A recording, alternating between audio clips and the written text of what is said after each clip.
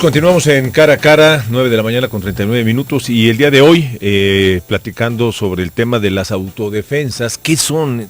¿De qué se trata y qué peligro representan para el estado de Jalisco, tomando en cuenta pues que están en el estado de Michoacán, estado colindante y más en esta región, que es la región de Tierra Caliente? Tenemos en este momento, Marcos, la oportunidad de platicar por la vía telefónica con el catedrático Gerardo de la Cruz. Él es maestro de Derecho especializado en Estado de Justicia y Seguridad Pública de la Universidad Panamericana. Maestro, mucho gusto en saludarle, muy buenos días. ¿Qué tal? Muy buenos días, un saludo al auditorio. A ver, para mortales, ¿cómo explicaría usted en 3 palabras qué son las autodefensas y por qué surgen las autodefensas? Bueno, es muy sencillo esto. Es simplemente el mismo término nos dice, autodefensa. ¿Qué está ocurriendo aquí? Cuando nosotros decidimos agruparnos en sociedad, le damos parte de nuestros derechos a la autoridad para que haga uso de ellos y para que los regule. Entre otros, precisamente el uso de la fuerza pública, el monopolio de la fuerza pública. Pero para esto deben garantizarnos a la vez la paz y la seguridad sociales. El problema es que se han generado vacíos de poder. Hay espacios en los cuales el Estado no ha efectuado una labor tan adecuada como debiera, de forma tal que la sociedad se siente insegura, se siente desprotegida y se siente que tiene que tomar el control de las cosas y empezar a hacerlo por sí mismos. Y entonces cuando surge precisamente esta figura de la autodefensa, si la autoridad no me puede defender de los delincuentes, si la autoridad no puede impedir que me secuestren, no puede impedir que me cobren piso, no puede impedir los robos, los homicidios, pues eso es algo que tengo que hacer. Y ese algo que tengo que hacer es simplemente hacer uso de la violencia. Entonces tratar de hacerse justicia por sí mismos y tratar de proporcionarse seguridad a sí mismos. Esa es una reacción natural. Pero Gerardo, pero hay una cuestión. ¿Se puede combatir el delito delinquiendo? Porque la expresión hacerse justicia por propia mano no existe. No, la justicia es del Estado. No, es que el problema es ese, que la justicia le corresponde impartirla al Estado. Pero ¿qué pasa cuando el Estado no lo hace? ¿Qué pasa cuando el Estado nos presta oídos sordos o nos hace como que no ve las cosas?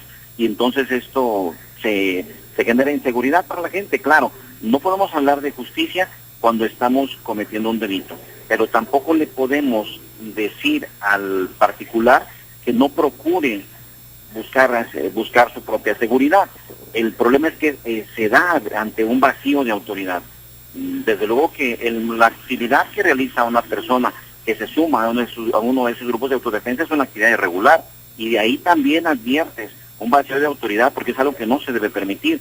Primero, no debe haberse dado la simiente, no debe haberse dado los motivos para que eso se presentara, pero una vez presentados, la autoridad no tiene que hacer como que no pasa. Esto viene no de meses, no de días, no de semanas, viene de años ocurriendo, y en Michoacán es más de un año completo, donde ya tenemos grupos visiblemente armados que hacen manifestaciones, que hacen retenes, que toman poblados, y la autoridad no hace nada. Entonces ahí también estamos viendo una pasividad completamente inadecuada de la autoridad. Que se deciden actuar ahora, qué bueno, pero no tendrían que haber llegado las cosas hasta este momento. Primero, no tendrías que haber permitido a la sociedad que se sintiera abandonada, y después no debiste haber dejado que salieran a mostrar las armas como han hecho y a mostrar esas expresiones de poder, porque finalmente están cometiendo delitos, cuando menos en deportación de arma de uso exclusivo del ejército, ¿verdad? De eso por lo menos, cuando no lesiones, homicidio y otras cosas. Este tipo de manifestaciones, tanto de la llamada delincuencia organizada como de los paramilitares, ¿podría desembocar en una guerra civil en México? Desafortunadamente, aquí tenemos ya una serie de situaciones que no son las que en un momento dado se prestaban para en otra época tener movimientos que pudieran llegarse a equiparar como una lucha civil, una lucha interna. Está más focalizado, aquí es más focalizado el problema, pero lo que sigue generando es una inestabilidad absoluta, inseguridad para la población en todos los aspectos. ¿Por qué? Porque tampoco podemos garantizar que esos grupos de autodefensa no estén siendo patrocinados por un grupo delictivo contrario, para simplemente combatir a alguien que esté en el poder en esta zona, y después tratar de, por ese medio, sentar sus reales en el lugar. Entonces, desde luego que eso es algo que se presta para muchos factores, entre otros, precisamente para tener ahí la presencia de la delincuencia organizada, patrocinando grupos. Este es un espejo en el que podría verse México, y digo, el espejo de Colombia podría repetirse en México? Hace años que se empezó a hablar, hace muchos años ya que se empezó a hablar de que México se estaba colombianizando y nos asustábamos de ello, pero en realidad no estamos distantes, pero también hay algo en lo que sí tendríamos que colombianizarnos. En Colombia, cuando finalmente se decidieron a combatir el delito de manera frontal, hubo jueces detenidos, hubo presidentes municipales detenidos, hubo gobernadores detenidos, hubo diputados detenidos. Tal vez eso falte. Si estamos siguiendo el camino de Colombia, pues entonces habrá que ser todavía un poco más extremos. Pero cuando se habla de que ya hay civiles contra civiles y civiles organizados contra delincuentes organizados, ¿cómo podemos llamarle a ese fenómeno, Gerardo? Le llamamos ausencia de autoridad. No es otra cosa sino la ausencia de la autoridad. Si la autoridad hubiera mantenido su presencia de una manera permanente, valga la redundancia, pero además efectiva, la sociedad no hubiera tenido necesidad de hacer esto, de armarse y salir a enfrentar a los delincuentes. Se habla de una complicidad en muchas ocasiones y de una absoluta protección en otras hacia bandas delincuenciales en México. ¿Cuál es la opinión de Gerardo de la Cruz en relación con esto? Que hay grupos que han cobrado tal fuerza, hay grupos delictivos que tienen tal fuerza que no pudieran hacerlo sin la protección de cierto sector de la autoridad.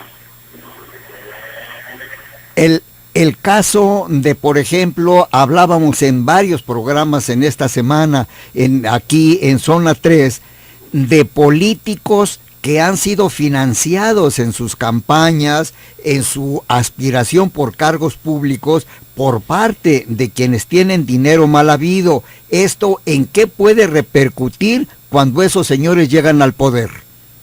De hecho, es algo también que ya se ha explorado bastante. Puede repercutir en muchos factores. Finalmente, la delincuencia organizada extiende sus tentáculos y extiende sus redes hacia muchos factores. No todo es narcotráfico. Mucho también son algunas actividades aparentemente normales, aparentemente correctas, pero que se prestan precisamente para manejar los recursos mal habidos. Eso, de alguna manera, me va a servir tener un presidente municipal que me dé eventualmente permisos, licencias y demás, protección en algunos lugares por parte de la propia policía, pero también cuando se decide patrocinar la campaña de un diputado, pues esperamos que este diputado represente nuestros intereses y que eventualmente, aun cuando se llegue a dar una legislación, como por tomar un ejemplo, la ley de extinción de dominio, que donde se va a permitir con una mediana facilidad afectar los bienes inmuebles que se hayan sido adquiridos con dinero producto de ilícito. Bueno, pero también a lo mejor este diputado puede meter la mano para poner trabas y que no sea tan sencillo hacer uso de estos recursos. Entonces, finalmente, en todos los frentes, en todos los sectores del ejercicio público, se puede llevar a cabo actividades indebidas. Ahora, Gerardo, volviendo al tema de las autodefensas, el primer paso que se está haciendo es pedirles que se desarmen, y prácticamente lo ha conseguido el gobierno federal a través del pacto que se firmó el día de ayer. Pero ¿qué pasa? ¿Eso resuelve la situación? Porque hasta donde yo entiendo, la razón de ser teóricamente de estos grupos, que son el crimen organizado y la forma en que tienen secuestrado el estado de Michoacán, ahí sigue y sigue vigente. Entonces, ¿qué va a pasar? No es suficiente el uso de la fuerza, nunca lo ha sido. Lo que tenemos que hacer es combatir los problemas sociales que de origen generan la delincuencia. De entrada tenemos que quitarles la base social a la delincuencia organizada, porque sigue siendo atractivo para nuestros jóvenes sumarse a las filas de la delincuencia cuando los ven exitosos, con carros lujosos, con casas lujosas, con viajes, y que no les pasa nada. Y por otra parte ven que trabajando honradamente muchas veces resulta difícil. Bueno, en este caso hay un principio, vamos, que en las mesas cualquiera se comenta, dice, bueno, más vale una vida corta pero intensa y muy bien a una vida larga en la mediocridad. Hay un aspecto. Gerardo de la Cruz es maestro universitario, es catedrático. ¿Qué actitud? ¿Cuál es el pensamiento de los jóvenes frente a este tipo de fenómenos sociales? Desafortunadamente hemos enfrentado un proceso de aculturación se ha generado en nuestra sociedad una narcocultura. Es muy lamentable ver cómo pues propiamente tenemos a algunos delincuentes como si fueran héroes, vaya. Los ensalzamos en corridos, contamos historias acerca de ellos, presumimos que los conocemos. Entonces, de repente se vuelven modelos a seguir de una manera inadecuada completamente. Pero esto es también porque hemos fallado como sociedad, porque no hemos hecho lo que nos corresponde en la casa, porque no hemos hecho lo que nos corresponde como autoridades y porque no damos las oportunidades necesarias a los jóvenes para que se preparen y a los que se han preparado ya para que consigan trabajo, porque se tienen que seguir yendo a Estados Unidos o a otro país porque no tienen oportunidades aquí. Entonces lo que falta es precisamente quitarle esa base social para volver a encontrarnos con nuestros valores. Pero Gerardo, por ejemplo, concretamente, aquí y ahora en la UP, ¿hay conciencia en los estudiantes universitarios de esta situación?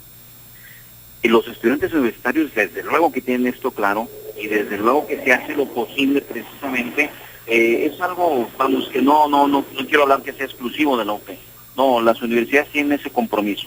Las universidades tienen el compromiso de hablar con la verdad y de tratar precisamente de encauzar a nuestros jóvenes de una manera adecuada. No es un compromiso exclusivo de la Universidad Panamericana, debe ser un compromiso de todas las universidades, como debe serlo de la sociedad en general. Bien, pues Gerardo, muchísimas gracias. No sé si quiera usted agregar algo más sobre este tema de las autodefensas. Pues lo único, insistir en que esto es debido al vacío de autoridad que se ha presentado y que desafortunadamente no es exclusivo de Michoacán, sino que esto puede ser cada vez más cercano.